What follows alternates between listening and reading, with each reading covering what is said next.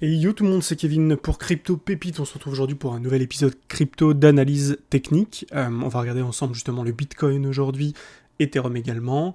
Et on passera du temps sur la crypto pépite du jour qui est Chiliz, qui m'a été demandé. Donc on va passer du temps sur Chiliz pour voir si justement c'est le bon moment d'investir, est-ce que c'est le moment plutôt de sortir. Et de manière globale avec le marché, est-ce que c'est une tendance qui est une tendance de fond ou est-ce que c'est quelque chose à très court terme qui pourrait se retourner rapidement. Donc pour commencer, Bitcoin en daily, il ne s'est pas passé grand chose aujourd'hui à vrai dire. Il est 18h à l'heure où je tourne. Il ne s'est pas passé grand chose, on a ici fait deux mèches. Est-ce qu'on a eu... Est-ce qu'on a fait un TD9? Non, mais on avait fait un TD9 ici, donc c'est normal que même si ça monte, ça ralentisse un petit peu. Ce qui est sûr, c'est que ici, on a des premières zones compliquées à passer. On a tout ça. C'est-à-dire qu'on avait déjà cette zone-là qu'on avait du mal à passer. On est venu ici une fois, on s'est fait rejeter. Une deuxième fois, on s'est fait rejeter. Ici, on a réussi à finalement casser. Donc en fait, toutes les personnes qui sont ici, qui ont voulu repousser les prix plus bas, maintenant, ils se retrouvent bloqués. Puisqu'on est là, eux, ils ont leurs ordres. Ici, ils ont envie d'aller plus bas. Puisque c'est des shorters. Maintenant, c'est la même chose pour eux. Eux, ils essaient de repousser les prix vers le bas. Donc c'est normal qu'on ralentisse un petit peu. C'est qu'un passage, je pense, qui est un passage obligé, du coup, comme on le voit. Mais on ne devrait pas passer énormément de temps dans cette zone. Alors il y a deux possibilités en vérité. Je vais vous montrer ça sur le CME. Le CME qui est le marché des contrats à terme sur Bitcoin, sur le Chicago Mercantile Exchange. Où sont les gros professionnels, beaucoup de monnaie institutionnelle, beaucoup d'argent institutionnel américaine. Et qu'est-ce qu'on peut voir? En fait, on peut voir que, vu qu'on avait cassé ici un dimanche, enfin non, on a cassé un dimanche dans toute cette zone, en fait, sauf que le week-end, donc le samedi et le dimanche, le CME est fermé. Et donc, en fait, quand il a ouvert le lundi, il a ouvert ici avec un gap entre le vendredi où il avait terminé et le lundi. Et si on vérifie, c'est bien ce qu'on peut voir ici, en fait. C'est bien la différence ici. Parce qu'en fait, on a eu une poussée haussière et une extraction vers le haut le dimanche. Donc sur le CME, on ne l'a pas vu, donc ça fait une cassure. C'est ce que l'on appelle un gap. Et en fait, il y a deux possibilités sur le gap. Première possibilité, on vient combler ce gap pour venir récupérer la liquidité et venir retester la ligne de coût. La ligne de coût ici. Donc ça, c'est la première solution, première possibilité. Deuxième possibilité, c'est un gap de rupture, et donc on ne va pas combler ce gap en revenant en bas, mais on va juste tout simplement continuer de monter, et tous les gens qui attendent justement qu'on aille combler ce gap, et qui short en se disant mais non, le prix va baisser, en fait on les piège, parce que le cours peut décider de faire que monter. Jusqu'à ce que les gens qui short en se disant bah non mais on va aller plus bas, on va gonfler le gap, soit se fassent liquider et donc on continue de monter, soit abandonnent, clôturent leur short, et dès qu'ils ont clôturé leur short ou même ouvrent des longues, c'est à ce moment-là qu'on va arrêter de faire que monter et qu'on va potentiellement commencer à retracer pour que cette fois-ci ils disent ah oui finalement on va aller combler le gap alors que peut-être pas du tout.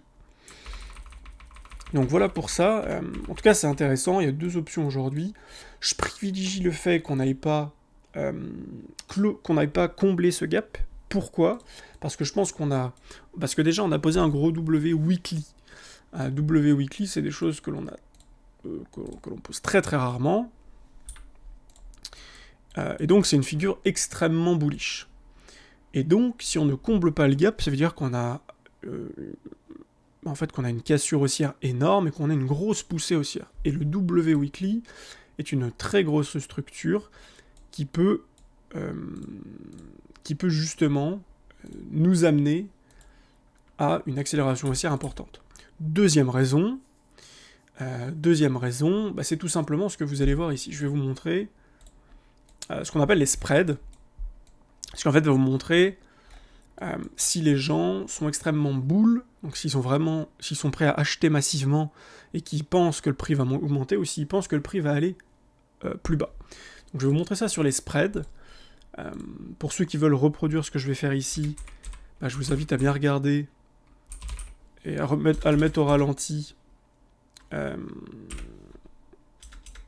BTC USDT perp. Attendez, je fais une faute là. USDT perp moins BTC USDT. Voilà. Ensuite ici on se remet en normal. Ça on va venir le récupérer ici. On va le cacher, on va lui rajouter pas une alerte. On va lui rajouter une EMA. Non, on va lui rajouter une moyenne mobile. Tac. On va lui rajouter du coup. Mais pourquoi ça marche pas là?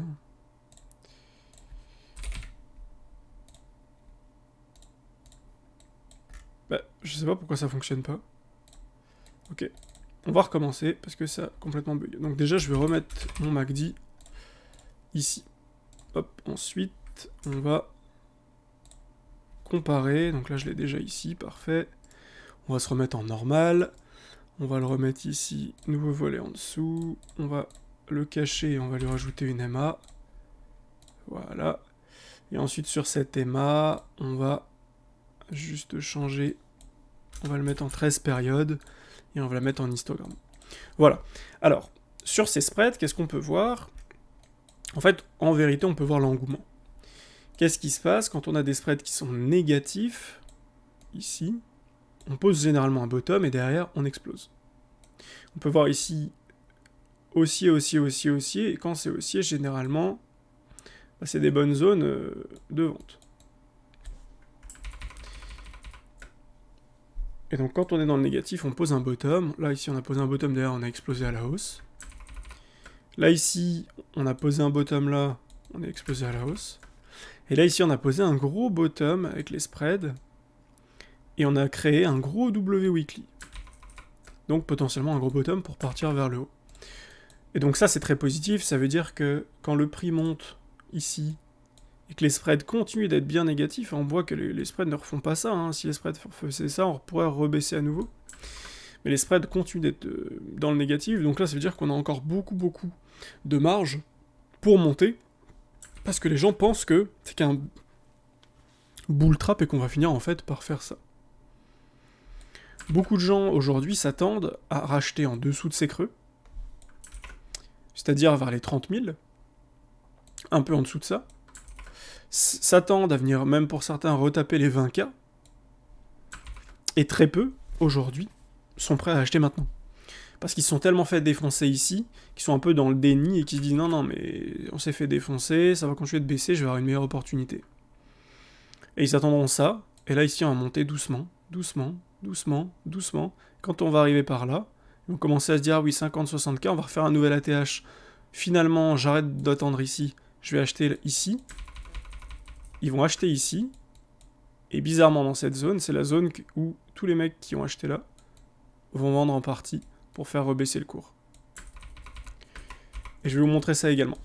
Donc les spreads, deuxième chose. Troisième élément, cette fois-ci sur Coinalyse, je vais vous mettre un ratio long-short. Le ratio long-short, alors par contre il faut que je me mette sur BTC USDT perp. Hop. Le ratio long-short. Alors le ratio long-short, qu'est-ce qu'il nous dit? Le ratio long-short, si on regarde en 4 heures ou en daily, qu'est-ce qu'il nous montre? Il nous montre que sur cette montée ici, plus le prix montait, plus les shorts s'ouvraient. Là ici, ça a été un peu moins le cas sur cette montée-là, puisque beaucoup de shorts se sont fermés, parce qu'en fait, beaucoup se sont fait liquider. Mais on peut voir qu'il n'y a pas énormément de longues. En fait, il y a plus de shorts que de longues encore aujourd'hui. Plus de shorts que de longues, alors qu'on monte, c'est pas, entre guillemets, normal, donc on peut continuer de monter. Parce que beaucoup de gens pensent qu'on va aller plus bas. Tant que les gens pensent qu'on va aller plus bas, on va pas y aller. Hein. Par contre, dès que les gens vont commencer à se dire « Ah oui, on monte pas mal. On monte, j'ai pas envie de rater le train, je vais commencer à FOMO, on va monter un peu, et ici, et paf, gros coup près, on va liquider tout le monde, on va reposer un bottom, et on va y aller. » Donc voilà pour toutes ces raisons pourquoi je pense qu'effectivement, On ne va pas aller combler le gap, mais encore une fois, si on comble le gap, c'est pas très grave, faut y aller, faut pas s'y éterniser. Si on veut combler le gap, faut faire ça. Voilà. Quoi d'autre à dire maintenant? On en avait déjà parlé, mais prochaine target ici, de prise de profit, c'est la zone la reload zone 0,61,8, 0,78,6, qui correspond aux 55 000 $, 61 500 $. En gros, entre les 55 000 et les 60 000 $, pensez qu'on va ralentir. On va ralentir, on peut avoir ça, on peut faire des choses comme ça, avant de repartir à la hausse. On peut tout exploser, bien sûr, c'est quelque chose qui est possible, bien évidemment, mais je peux vous assurer qu'il y a de grandes chances qu'au moins on prenne un peu de temps, qu'on fasse peut-être ça avant de repartir. Même si c'est très léger, il y a de grandes chances qu'on se fasse rejeter avant de repartir. Donc ne soyez pas trop gourmands, c'est aussi possible qu'on vienne ici et puis que finalement il distribue tout et qu'on fasse une continuation baissière, et puis qu'au final on fasse juste un mouvement comme celui-ci. Qu'on fasse un mouvement, quelque chose comme ça. Et au final, tout le monde pense ici qu'on est reparti avec un gros W weekly, on vient ici, continuation baissière, il faut une full distribution. Quand les gens commencent ici à se dire, bah finalement je vais rater le train, tout le monde veut en acheter parce qu'on a redépassé les 50 000, on est à 55, 60 000, eux ils distribuent tout, tous ceux qui étaient là ils redistribuent ici, et hop, on se retrouve à 20K, les gens ont plus d'argent pour acheter, tous ceux qui ont shorté ici, donc ces gros qu'on shorté là, ils vont reshort ici, c'est les mêmes qui vont acheter ici, et après ils posent un bottom, tout le monde pensera que c'est terminé, qu'il n'y a plus de Bitcoin, c'est de la merde, etc., et on repart. C'est pas quelque chose que je privilégie, bien sûr, parce que comme je vous l'ai dit, on a posé un gros W weekly, donc je préconise plutôt ici de la consolidation, peut-être une petite baisse avant de remonter, mais quand même prendre peut-être ses profits, sachant que si on augmente ici sur le Bitcoin de 15 à 30%, ça peut faire sur les AL peut-être un plus, peut-être un plus 50, plus 60%, peut-être même plus pour certaines altes. Et ensuite, en cas de dépassement, bon bah là on pourrait déjà aller toucher les 90K, donc ici, la zone des 90 000. Qu'est-ce qu'on aurait d'autre? On aura la zone des 125 000, et enfin, la zone des 160 000. Donc ça, c'est à court moyen terme. À très long terme, on ne peut pas vraiment le dire, mais c'est possible que nous soyons dans quelque chose d'encore beaucoup plus grand, et que l'on fasse en fait quelque chose comme ça en fait. Qu'on fasse ça, ça, ça, ça, avant de se cracher. On n'est pas là pour compter tout ça, en tout cas pour l'instant, à court terme. La prochaine target, c'est les 55 000 $. Je pense que tant qu'on n'est pas aux 55 000, il ne se passera pas grand-chose en termes de retracement. Et donc, toutes les zones que je vous ai montrées à prendre par ici et sur les alts sont hyper intéressantes. Ok. On est à 13 minutes d'enregistrement, on va regarder le TH très rapidement, mais il s'est vraiment rien passé. Par rapport au target, c'est la même chose que Bitcoin, on va prendre le haut, le bas, et on va tracer ici notre zone 0,78,6, 0,61,8. Voilà où est-ce qu'on se situe aujourd'hui. Voilà notre prochaine zone de profit. Notre prochaine zone de profit se trouve entre les 3895 et les 4300 $, en gros, autour des 4000 $. Donc si vous voulez prendre profit vers les 4000, bah, je vous conseille de les prendre un peu en dessous parce que les 0,61,8 sont à 3888. Donc il vaut mieux être sûr de prendre position ici et de rater peut-être 1%, 2%, mais d'être sûr de prendre, plutôt que d'attendre, de vouloir tout vendre à 4000. Finalement, on va peut-être faire une mèche à 3900 et quelques, vous allez jamais vous faire clôturer, finalement on va redescendre, vous allez paniquer, vous allez tout vendre ici, on va repartir. Voilà pour ça, et ici juste pour vous montrer, hop, en cas de nouvelle ATH, on pourrait revenir dans cette zone, et également dans cette zone. Donc là ensuite, Encore une fois, c'est pas le moment de regarder. C'est des choses qui sont complètement réalistes, même si pour certains ça paraît incroyable. Ça peut être sur beaucoup plus long terme que ça, et peut-être qu'on n'ira pas, peut-être qu'on n'ira jamais, peut-être qu'on ira dans très longtemps. En tout cas, c'est quelque chose qui est largement faisable, donc pas d'inquiétude. Et au moment où on regarde ici, qu'est-ce que l'on a sur BTC? On a une bougie rouge ici, qui est cohérente, qui est complètement cohérente, parce que sur Coinalyse, on a pu voir que les bougies se resserraient, donc on peut aller chasser un petit peu par ici pour faire ressortir toutes les personnes qui sont rentrées en long récemment. Enfin sur Chiliz, le Chiliz qui est notre crypto-pépite du jour, qui m'a été demandé. Donc on va regarder un petit peu ce qu'il en est. Donc Chiliz qui a déjà connu une explosion à la hausse. Qu'est-ce qui s'est passé pour Chiliz? Et bien là vous voyez, vous le voyez extrêmement bien. Ici on a eu une explosion, tac, un gros M s'est formé, et ici, on est venu se garer dans la zone de rechargement. Si on est même un peu plus précis, 86,8. Oh, j'ai complètement zappé dans ma tête, mais...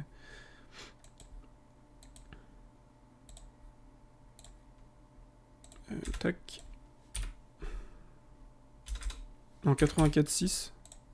Je dis pas de bêtises. Bref. En tout cas, on est venu ici dans la zone. On est venu dans la zone 0,61,8, 0,78,6. On a posé plusieurs W. On a posé en tout cas un bottom. On est reparti. Et derrière, on a fait, vous achetiez dans cette zone, vous faisiez une moyenne de 100% de hausse. Sachant que vous ne pouviez pas prendre le top ni le bottom, on va dire que vous achetez ici, vous vendez là, vous faites 57%, c'est énorme. C'est énorme en si peu de temps. Et donc, ensuite, qu'est-ce qui s'est passé? Donc ça, on peut enlever. On avait notre top ici, on a posé un bottom ici. Qu'est-ce qui s'est passé ici? Bah regardez, il n'y a pas de hasard. Qu'est-ce qui s'est passé ici? Au centime près, on est venu sur les 0,61,8. Comme par hasard, on est venu buter sur les 0,78,6, 0,61,8. 0,61,8, vous voyez, c'était les, grosso modo, les 66 centimes.